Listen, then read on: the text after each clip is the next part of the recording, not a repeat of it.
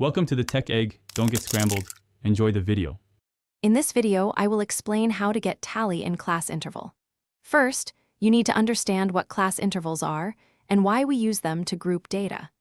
This method helps organize large datasets into manageable categories.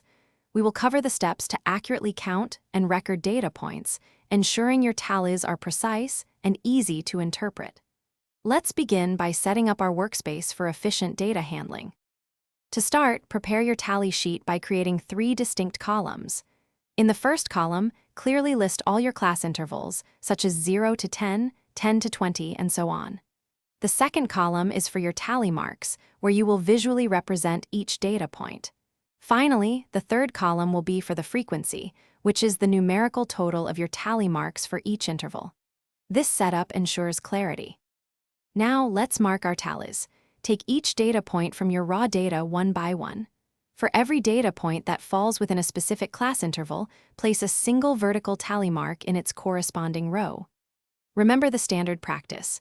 For every 4 vertical marks, the 5th mark is drawn diagonally across them.